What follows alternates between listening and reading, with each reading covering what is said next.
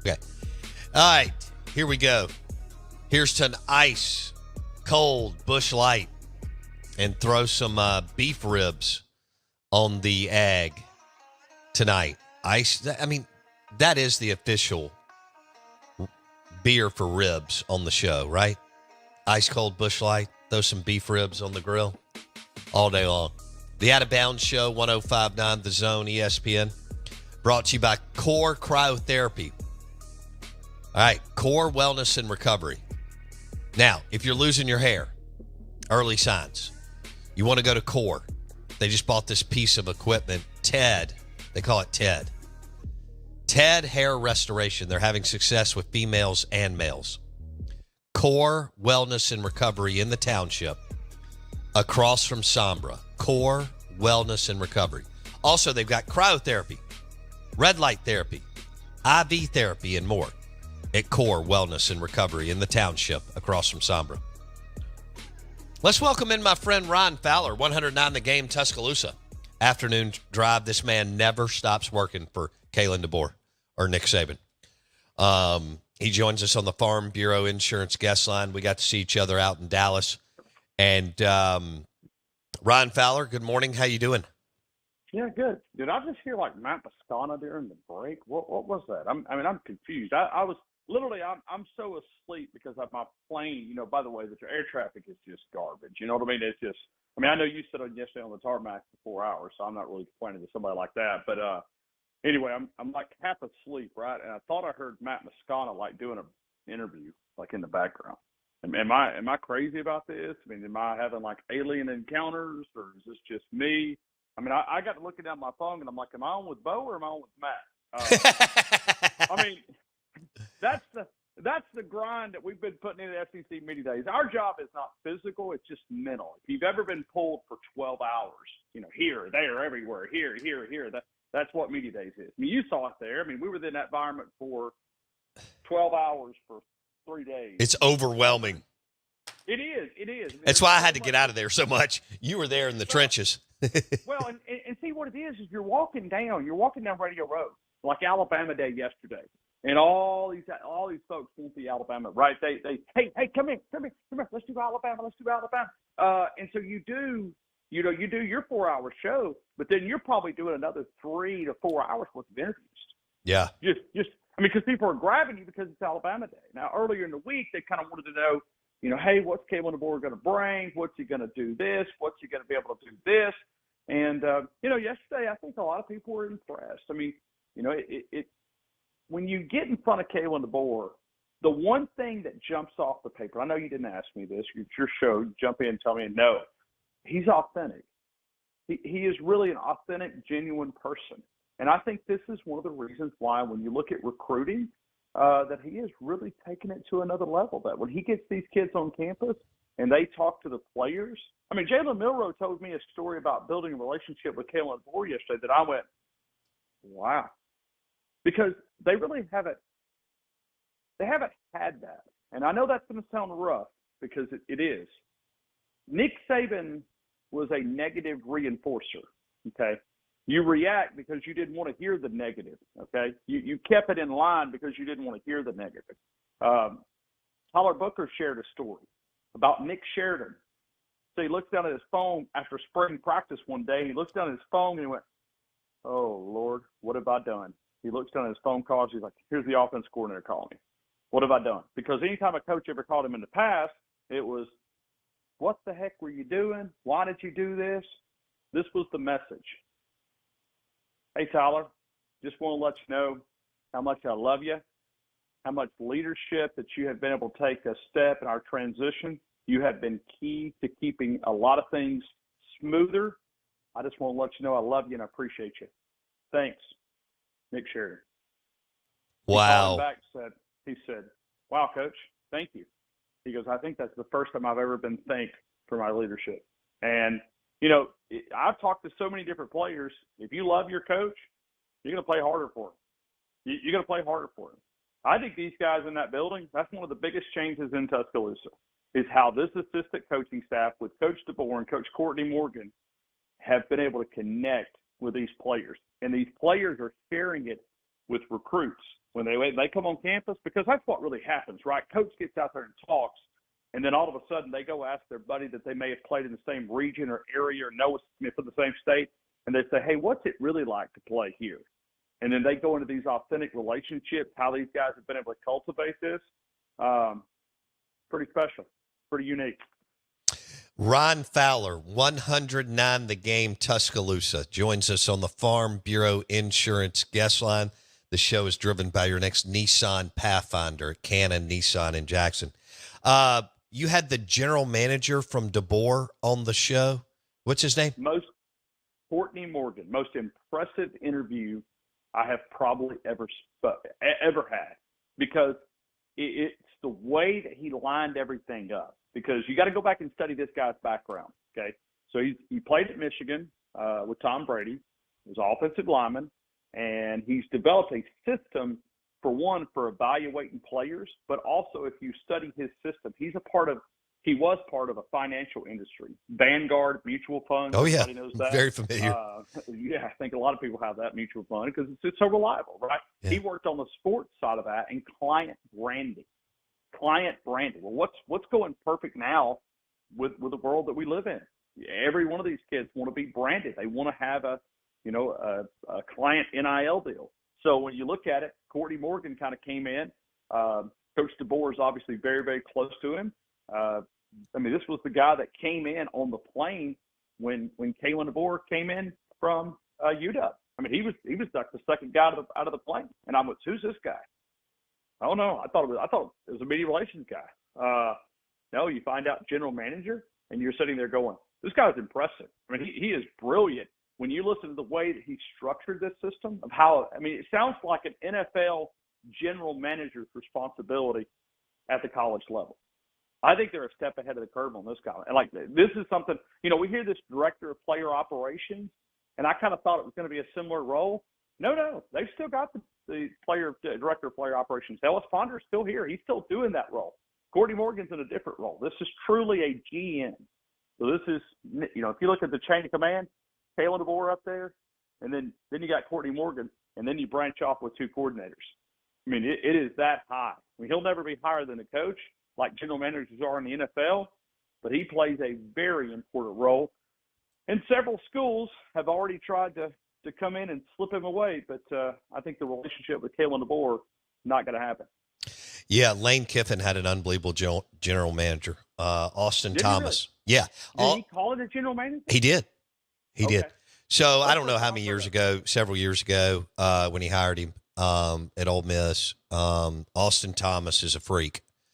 And Lane has been hiring at a really high level, and the whole player evaluation thing and the whole portal thing. And he's been on the cutting edge of so much of that. And then in the offseason, he lost Austin Thomas to LSU. Brian Kelly had finally had enough, and he said, I think it's time for Austin Thomas to come home.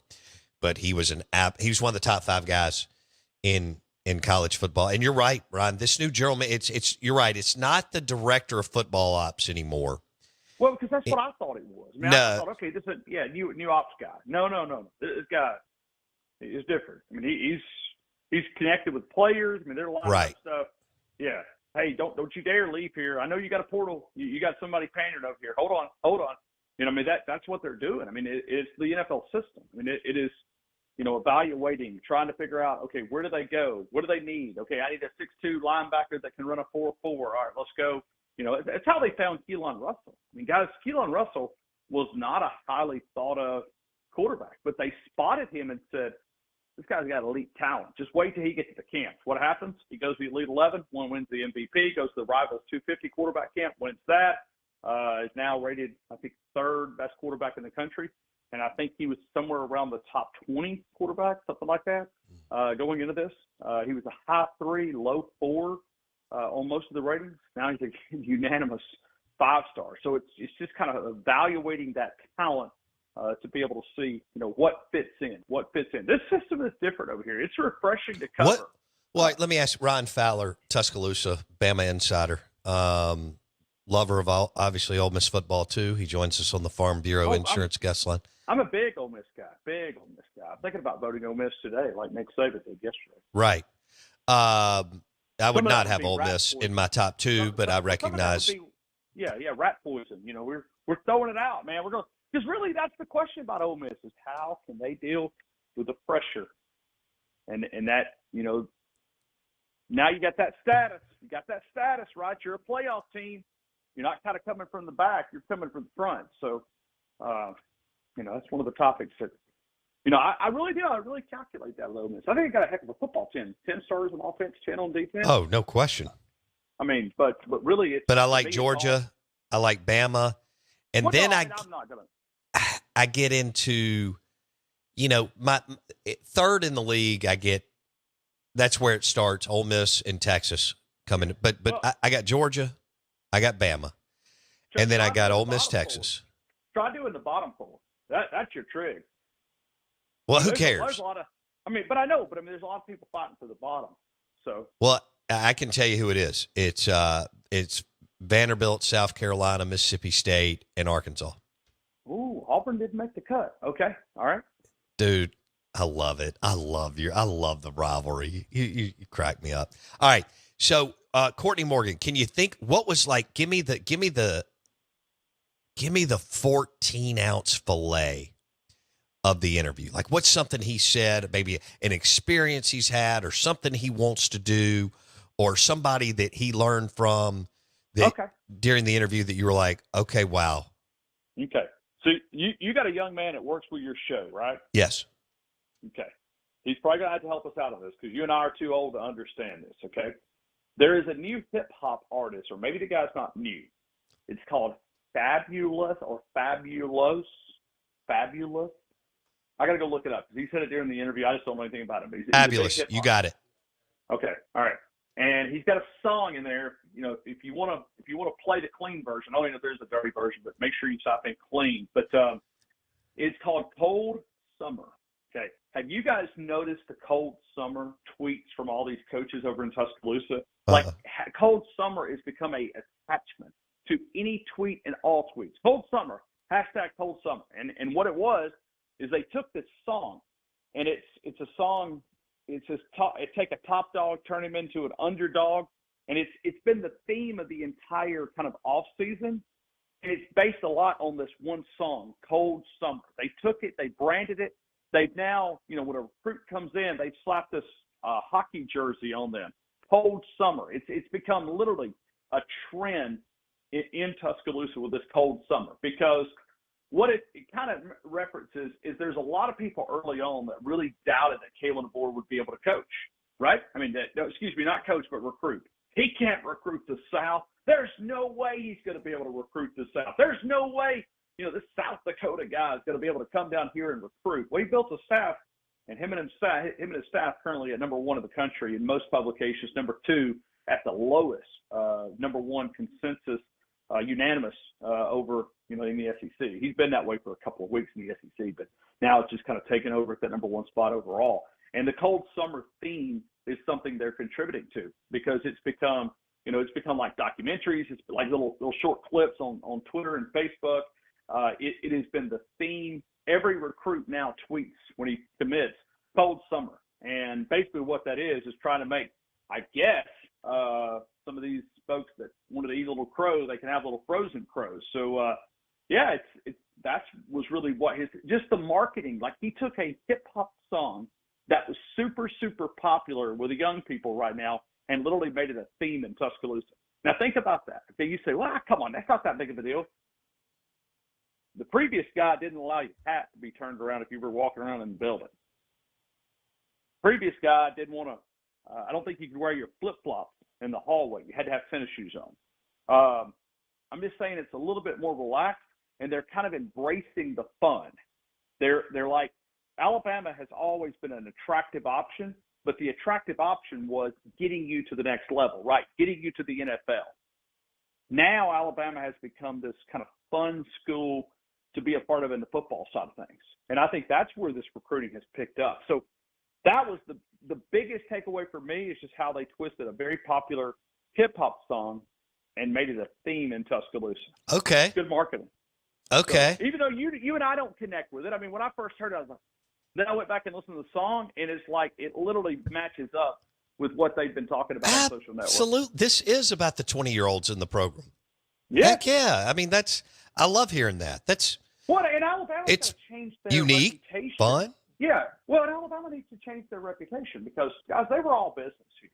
I mean, it was all business. I mean, Nick Saban wasn't even wanted to be approached in the football building. You walk by and, the janitor couldn't say, "Hey, good morning, coach. You having a great morning?" No, he was coached not to, to talk to Nick Saban.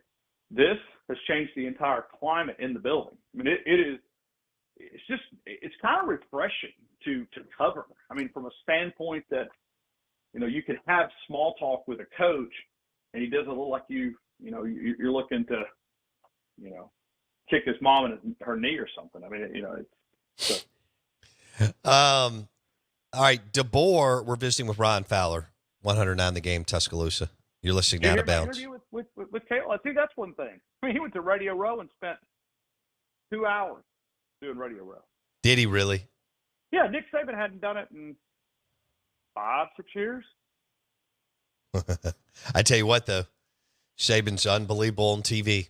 It is amazing how talented that guy is. How does he? Let me ask you this. Be honest with me. How does he kick the switch?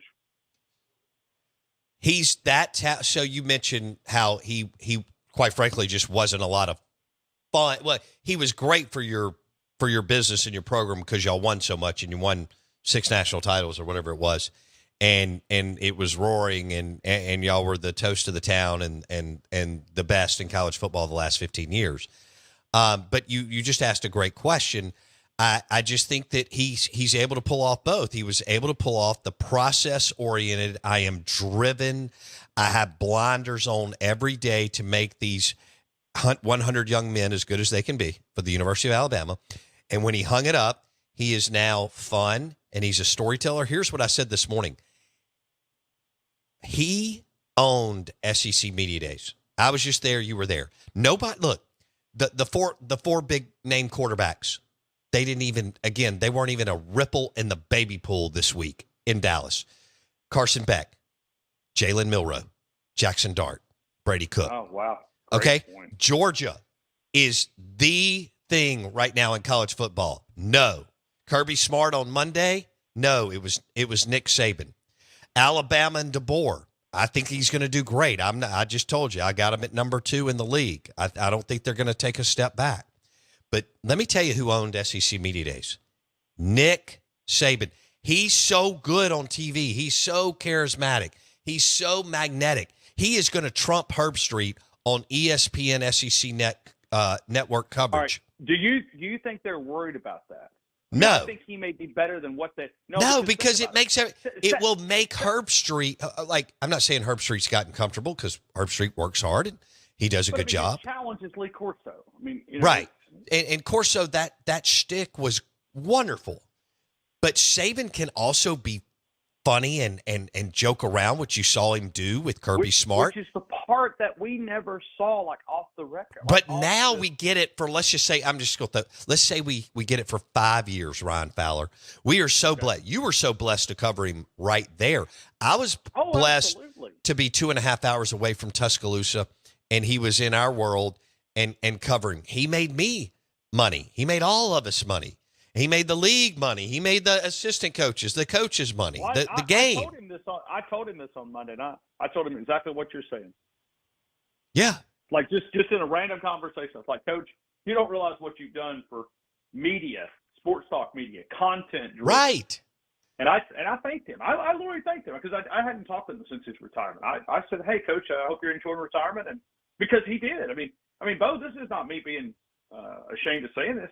I have a job in Tuscaloosa because of Nick Saban. We did not even have a local sports talk radio show because we're a 232 market, right? We're a 232 32nd market in the country, ranked. So we're 231 markets are bigger than Tuscaloosa.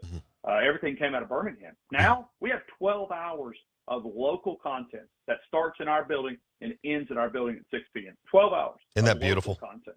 Hey, but that without Nick Saban, none of that's done. No, he drove. He drove sports marketing, sports talk radio in the Southeast in markets like hours where we can generate a whole bundle of revenue and people want to listen year round. He is so brilliant. I was watching him this week. Everything about being in the business, I am blown away. You mentioned him flipping the switch. It's easy for him. The man's amazing. He hung it up in January and became Nick Saban, the motivational speaker, which he kind of already was, and Nick Saban, like you said, the media personality. And he's not gonna be good, Ron, on TV. He's going to be great, and we're just getting it. And we just got the most of it that we've had since he retired because he was out in Dallas all week. Well, it's about the college game. Right. The NFL game, he did great on the NFL draft, but, I mean, I want to hear him break down. Yeah, but the draft, he thinks Clemson. That's for the nerds. I mean, Saban, did you hear the Julio Jones story that he shared, Ron? No, because you got to remember, all that hectic running around, I didn't get any of it. Okay, literally, all I was seeing is clips of, a minute on that. Well, you're going to play, I hope you'll play it on, like, every hour on your show today. It's a great clip. Do you have it chopped up? Yeah, I do. And I'll send it to you. Okay. And Jackson grabbed it this morning. And it talks about how Julio, 10 years removed from the University of Alabama football program, was at Alabama rehabbing one summer.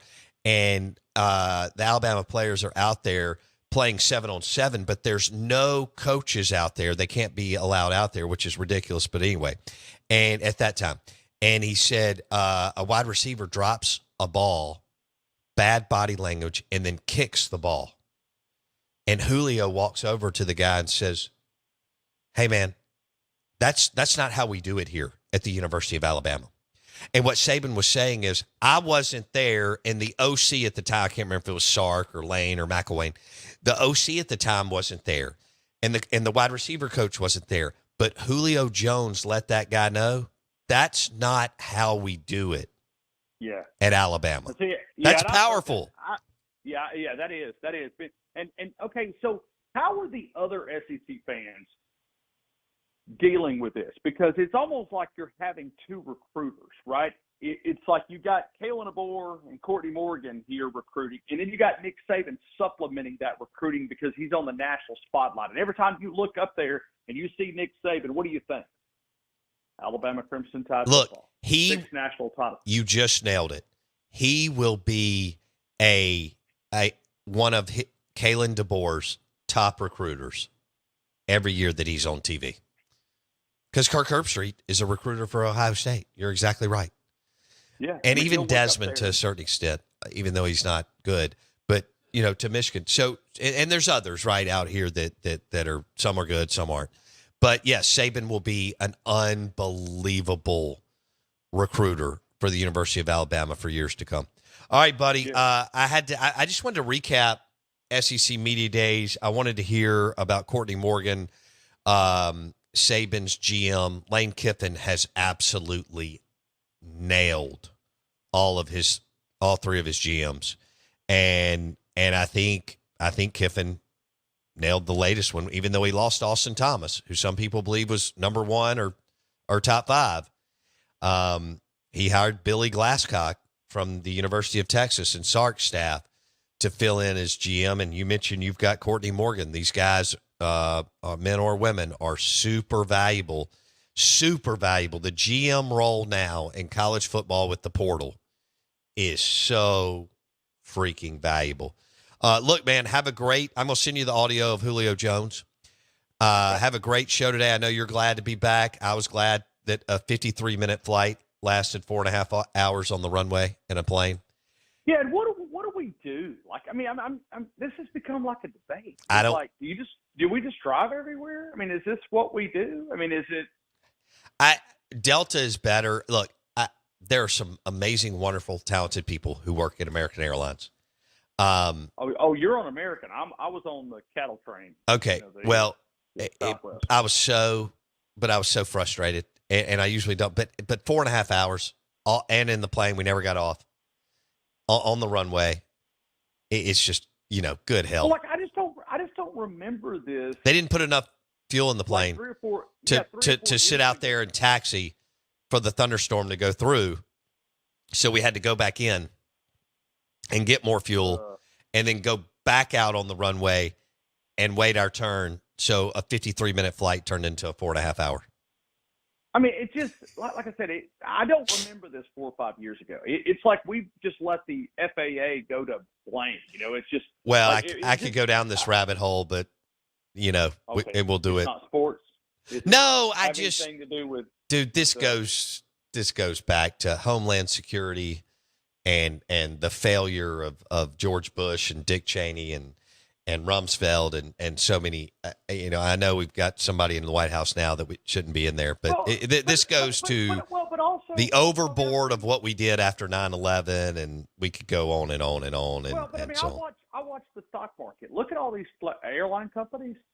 Okay. They're subsidized by the federal government. Well, yeah, but I mean, they're losing tons and tons of money. I'm like, guys, it's not molecular engineer. If Fowler comes on this afternoon and I talk about hockey for 4 hours, I'm going to be losing a lot of my audience. Well, I'll answer your question.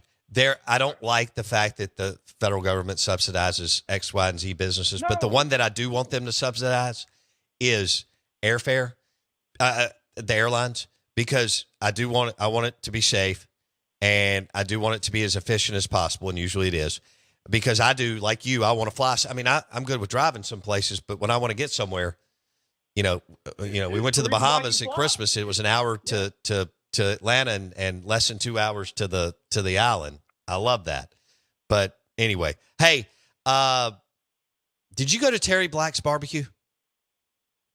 No, but they brought us some barbecue from a famous place, and I forget the name it was, but okay, it was pretty solid. It was really good brisket, but I'm just so tired of hearing about Texas. I mean, I have a negative against brisket because I'm tired of hearing about Texas.